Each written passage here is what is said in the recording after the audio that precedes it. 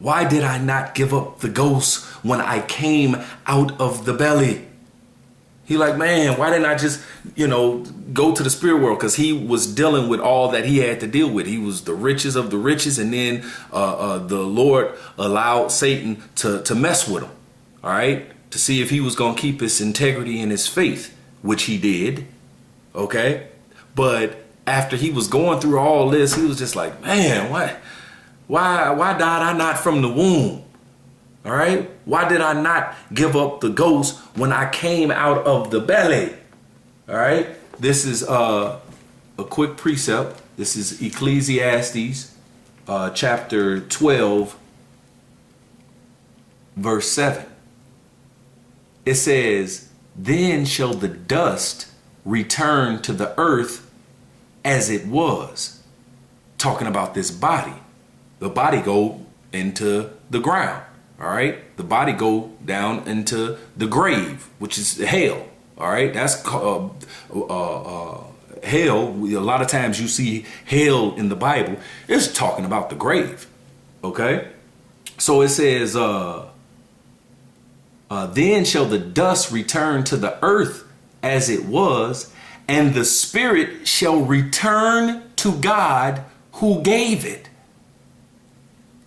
It didn't say nothing about, oh, if you were bad or if you were good. It simply said, and the spirit shall return unto God who gave it. Okay, so the body, it goes back into the ground, all right, to the grave, unto the earth, all right. Then the spirit shall return unto God. So Job was asking, man, why didn't my spirit just chill up in the spirit world, all right, with the Most High, all right? He said, why died I not from the womb? Why did I not give up the ghost when I came out of the belly? It says, why did the knees prevent me? Or why the breast that I should suck? For now should I have lain still and been quiet. I should have slept. Then had I been at rest.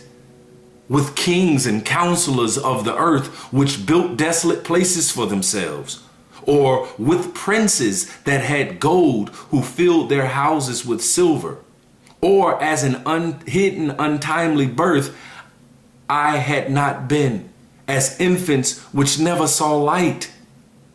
It says, verse 17 is the point. There, in that spirit world, with God, right? Because it just said in Ecclesiastes 7, and the spirit shall return unto God who gave it.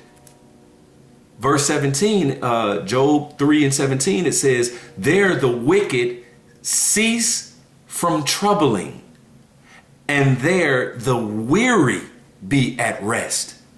So the spirit of the wicked and the spirit of the weary, the spirit of the righteous, when they die, they all go to the spirit world. They go back to God who gave it.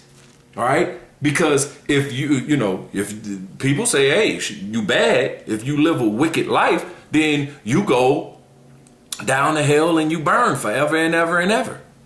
But wait a minute. It says right here, verse 17, there, talking about the spirit world, because this is what this Job is talking about. Why died he not from the womb? Why not he go back to, just be in the spirit world with God? Why? Because he say, then had I been at rest. If I was in the spirit world, I'm chilling. You know what I'm saying? And that's where this is talking about. Even in verse 17, it says there in the spirit world, it says the wicked cease from troubling. And there in the spirit world, the weary be at rest. All right. So everybody just chilling. After you die, you go to the spirit world at rest. You sleep with your father. That's why when the scriptures talk about, somebody died, it says they went to sleep with their fathers. OK, so they go and rest, and then they come back in their father's line and play out the judgment that they got. Okay? And that's all people. All right? No matter who you are, the righteous or the wicked, and in between. There the wicked cease from troubling, and there the weary be at rest. Okay? So that right there alone cuts that hell doctrine. All right? That cuts that it's a hell. Because the wicked cease from troubling in the spirit world. Okay? It says there the wicked cease from troubling.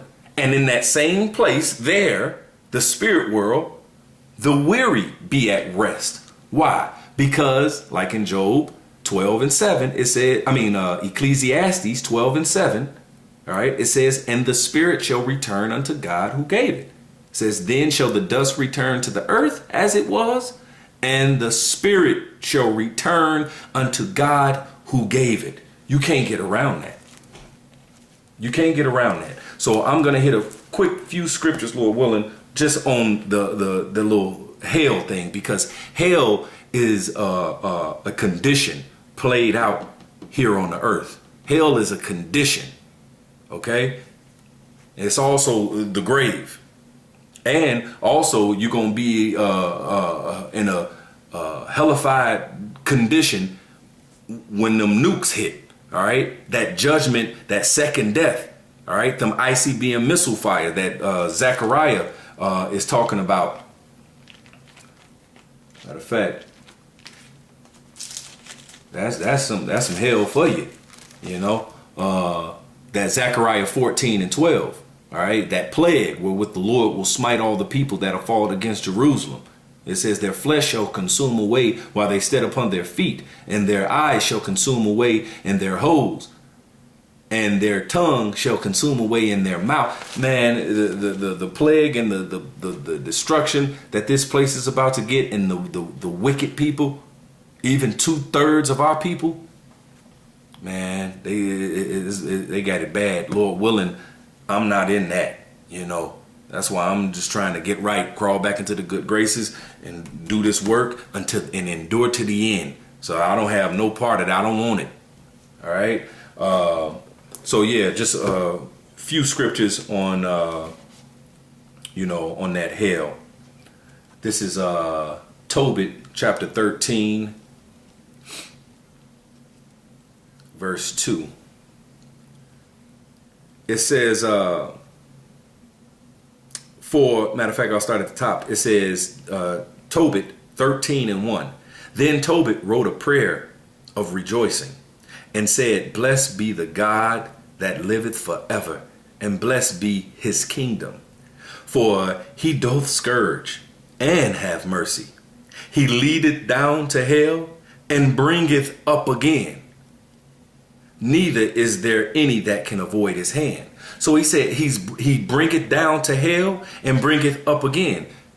Right now, the Israelites, you so-called Negroes, Latinos, and Native Americans, we are in our hell right now.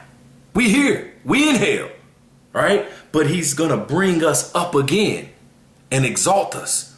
All right? And put us back in our rightful place as rulers, as priests, as judges of all existence. And we're going to rule righteously. Okay? See, but they say, hey, once you go to hell, that's it. Eternal. Wait a minute. It says, wait a minute. Well, the Most High have mercy. He leadeth down to hell and bringeth up again. Okay? So this hell is talking about a condition. All right? Let's get another. This is, let me hit Jonah.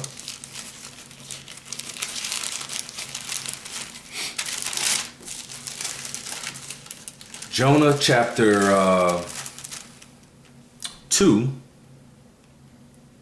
and I'll start at the top. It says, then Jonah prayed unto the Lord his power out of the fish's belly, and said, I cried by reason of mine affliction unto the Lord, and he heard me. Out of the belly of hell cried I, and thou heardest my voice. Jonah was in that fish's belly. You can imagine, how dark, how stinky and nasty it was. He was in a condition of hell. He said, out of the belly of hell, I cried. He wasn't down there with some dude with a trident or pitchfork or whatever, with flames, that burns forever. No, he was in that condition, right? This is Isaiah 14:9. Isaiah chapter 14:9. It says, hell from beneath is moved for thee to meet thee at thy coming. It stirred up the dead for thee, even all the chief ones of the earth. It hath raised up from their thrones all the kings of the nations. All right. So it says hell from beneath is moved for thee to meet thee at thy coming. Talking about Esau, Edom. All right. Talking about Esau, Edom, starting off with the banking elite. All right. Right now, they're in their heaven. They run the world. They own the banks. OK, they ain't even own the Forbes magazine. OK, they too rich for the Forbes magazine. OK, because the Forbes magazine people, they just mere billionaires. These banking elites, these Rothschilds, these Rockefellers, these Oppenheimers, the Gettys, the DuPonts, the Warburgs, the Waltons, all of them, they are trillionaires, multi-trillionaires, man. Okay, but right here, they're about to have their fall. All right, it says hell from beneath is moved for thee to meet thee at thy coming. All right, they're on the decline. They're falling, and they know it. It stirreth up the dead for thee. Talking about these other nations. All right, even all the chief ones of the earth. It have raised up from their thrones all the kings of the nations. And they shall speak and say unto thee, art thou also become weak as we? Art thou become like unto us? It says, verse 11, thy pomp is brought down to the grave, and thy noise and thy vows. The worm is spread under thee, and the worms cover thee. It says, how art thou fallen from heaven, O Lucifer? How art thou fallen from your condition of heaven? Because hell is about to meet thee. You about to be in the condition of hell. It says, how art thou fallen from hell, O Lucifer, thou son of the morning? How art thou cut down to the ground, which didst weaken the nations? Okay, that Lucifer, it ain't talking about no dude with a trident, No, this Lucifer means light bearer. All right, talking about the banking elite, the Illuminati, if you will. Okay, this Lucifer is talking about men here on the earth, the enlightened ones, those who know that you so-called Negroes, Latinos, and Native Americans are the Israelites of the Bible. They know this. Okay, they have all the records hidden if they not burned. Okay, they know this. All right, see, but they're on the decline. That's why it says, how art thou fallen from heaven? How art thou fallen from your condition of being in power, on top, the riches of the riches, in control, and the big bad wolf? Okay, so that's just showing you, that's a whole nother topic, but I just wanted to hit that point of hell. That's that condition.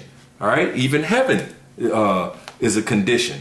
All right. Because right now we in our hell. They in their heaven.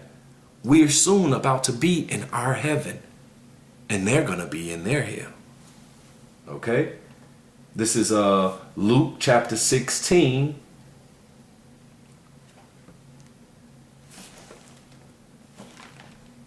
Salaki, which means forgive me. Bear with me a second. Luke chapter 14, and And this is the parable. Luke chapter 16, starting off at 19. This is the parable of, the Lazarus and the rich man. It says, verse 19, there was a certain rich man which was clothed in purple and fine linen and fared sumptuously every day. All right. This is those banking elites starting off, you know what I'm saying, with the banking elite, these Edomites, the so-called white man. All right. Namely, these Amalek, these people, they call themselves Jewish. OK, they are the banking elite. All right. First and foremost, it says there was a certain rich man which was clothed in purple and fine linen and fared sumptuously every day. And there was a certain beggar named Lazarus, which laid at his gate full of sores. And Lazarus, this parable represents the Israelites. All right. It says laid at his gate full of sores. A quick precept to that, Isaiah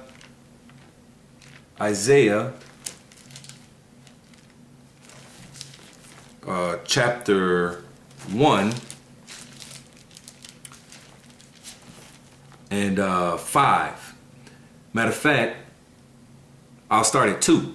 It says, hear, O heavens, and give ear, O earth, for the Lord hath spoken. I have nourished and brought up children, and they have rebelled against me. And that's why we're under punishment. That's why he let us be scattered all over the world in these different captivities. Okay. And this last captivity, we lost who we were, because the wicked, he covered the faces of the judges thereof. This wicked, he lies. Okay. And he heapeth to him all nations and say that he's everybody. All right. So he said in Micah, it says they not only oppress a man and his house, they even oppress a man and his heritage and who they really are. OK, so because they have done that, we have lost who we are. It says verse 3, it says the ox knoweth his owner and the ass his master's crib. It says, but Israel, the Israelites, you so-called Negroes, Latinos, and Native American, doth not know. My people doth not consider.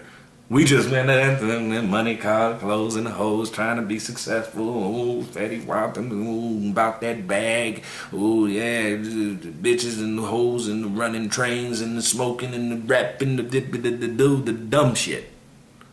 That's what our people is about, man. We've been had, man, real good. But it was for our punishment. Not only for our punishment, for our experience. And having to go through all this, okay? For a reason. There's a means to an end. All right? It says, verse 4, sinful nation, a people laden with iniquity, a seed of evildoers, children that are corrupters. They have forsaken the Lord. They have provoked the Holy One of Israel to anger. They are gone away backward. Why should you be stricken anymore? You will revolt more and more. It says the whole head is sick and the whole heart faint. From the sole of the foot even into the head there is no soundness in it, but wounds and bruises and putrefying sores. They have not been closed, neither bound up nor mollified with ointment. Our people are gone. It called us putrefying sores and wounds.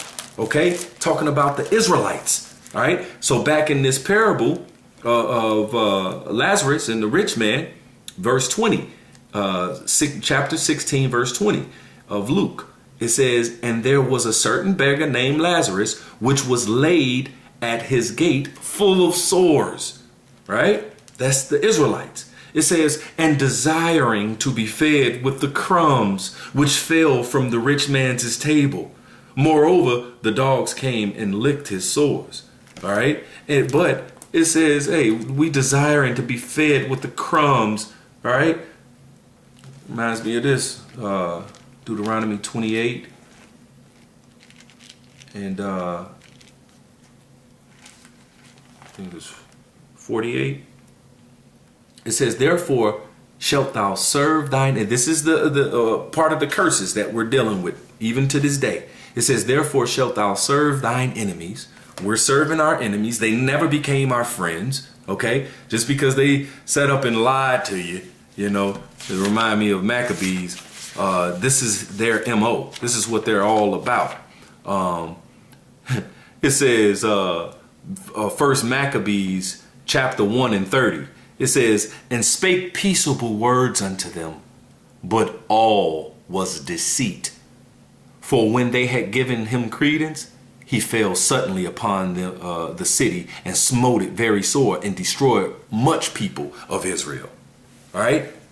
And that was during the time of the Greeks, still so-called white people. OK. But yeah, it says back in Deuteronomy 28 and 48, therefore shalt thou serve thine enemies, which the Lord shall send against thee in hunger and in thirst and in nakedness and in want of all things. And he shall put a yoke of iron upon thy neck until he have destroyed thee. And that's what he's done. This is one of the curses that we're dealing with. All right. He said that they should be the lender and they should lend to us. That's around here somewhere too. But I'm just going to go back to this in Luke chapter 16 verse I'll hit 21 again. It says, and desiring to be fed with the crumbs which fell from the rich man's table. Moreover, the dogs came and licked his sores. And it came to pass that the beggar died and was carried by the angels into Abraham's bosom. The rich man also died and was buried. And in hell he lifted up his eyes, being in torments, and seeth Abraham afar off and Lazarus in his bosom. And he cried and said, Father Abraham, have mercy on me, and send Lazarus that he may dip the tip of his finger in water and cool my tongue, for I am tormented in this flame. But Abraham said, Son, remember that thou in thy lifetime receivest thy good things, and likewise Lazarus evil things. But now he is comforted, and thou art tormented. All right. So they're about to be in their hell. All right. And we're about to be in our heaven. This is Isaiah 33 and 1. Isaiah chapter 33 and 1. It says, woe to thee that spoilest, and thou was not spoiled, and dealest treacherously, and they dealt not treacherously with thee. When thou shalt cease to spoil, thou shalt be spoiled. And when thou shalt make an end to deal treacherously, they shall deal treacherously with thee. Okay? So now everything that we've done got, they're going to get double. We're going to be in our heaven and they're going to be in their hell. Okay? Let me see. That's all I wanted on that. Revelations 20 and 14. It says, Revelations 20 and 14, and death and hell were cast unto the lake of fire. All right. So how is hell going to be cast into hell? How is hell going to be cast into fire? If hell is fire. Okay. We're cast unto the lake of fire. This is the second death. All right. So that lake of fire is the second death. That second death I was talking about a little bit earlier. All right. That second death, that this is what the elect of you so-called Negroes, Latinos, and Native Americans, the elect of you Israelites, all right, are not going to have to deal with this second death. And I'm a part of that number that do not have to deal with that second death, that lake of fire, which is here, going to be right here in America. All right. Those ICBM missiles going to be shot over here. And this is going to be a lake of fire where it's going to burn for a long, mighty long time. And this place, America, will never be inhabited again by man. Never. ever, ever. This is going to be forever. That's going to be forever and ever and ever, that no man could dwell here. This is going to be a memorial that this was the most wicked kingdom. Okay? And this is where whoever's here that's not a part of the elect is about to get that second death and burn, according to that that Zechariah 14. Okay? Or is that 13? Zechariah 13 and 8, I believe. Okay? So, I just wanted to hit a few things on that hell, because having the understanding of reincarnation, that hell doctrine is smashed. Okay? And it's a lot of other topics as well. Okay? That you would have a whole lot better understanding of with the understanding of reincarnation. All right. And it was common knowledge back then of reincarnation. All right. Back in the ancient times. And that's why I got this scripture, because the disciples, they knew of reincarnation. All right. Now, the disciples was learning, certain things and different things. They didn't know everything. And that's why the Lord swooped them up and grabbed them up and was teaching them. Okay. And then by the time that he died, and he gave them the Spirit, the Comforter, to give them the understanding of the scriptures. Okay. And then they went and did the work. Okay. But they did understand of reincarnation. That's why they asked him this in this account. This is St. John chapter 9 and 1. It says, "And Yahushua passed by and saw a man which was blind from his birth." A man that was blind from his birth. He was born blind. And his disciples asked him, saying, "Master, who did sin, that this man or his parents," and his disciples asked him, saying, "Master, who did sin, this man or his parents, that he was born blind?" So if he was born blind, and then the disciples asked him, "Yahushua, Master, who sinned that he was born blind?" When could he have ever sinned if he was born blind? In his past lifetime. Then when he died in his past lifetime, he went to the spirit world and got a judgment. The judgment to come back born blind. But in this case, it wasn't his fault or his parents' fault, In this case, the Lord just wanted to, he did that to show a miracle, which he answered. You know what I'm saying? In verse 3, he said, Yahushua answered and said, "Neither hath this man sinned, nor his parents, but that the works of the Most High should be made manifest." All right. So it wasn't that, he had sinned and went and got his judgment of being born blind. This was a special case. All right. This case was that the Lord may do this miracle on them so that people could see that miracle and come to the knowledge of the truth. All right. So, but I brought this out just to say, hey, the disciples asked him, like, hey, who, man, he was born blind. Wow. Man, did he, was it his sins that he was born blind, or was it his parents' sin?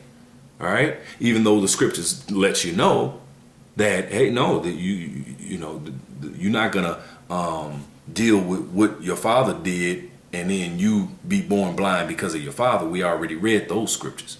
All right. See, but like I say, even the disciples back then, they were still learning. All right. But one thing that they did know, according to this question that they asked him, they did know of reincarnation. OK, to ask him, all right, well, who sinned that he was born blind? Because the only way that he could have sinned was in his past lifetime. He was born blind. He didn't sin in the womb. All right. When could he ever sin? In his past lifetime. All right. So, what is this? So we must understand that. And also this as well. This is Second Esdras, and I'm going to wrap it up in a second. This is Second Esdras chapter 7. one of my faves, 2nd Esdras, chapter 7. I'm going to start at 3. It says, and I said, speak on, matter of fact, yeah. I said, speak on, my God. Then said he unto